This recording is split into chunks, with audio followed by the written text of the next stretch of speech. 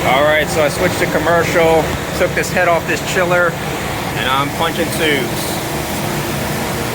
I'm no longer in residential anymore. I'm in commercial.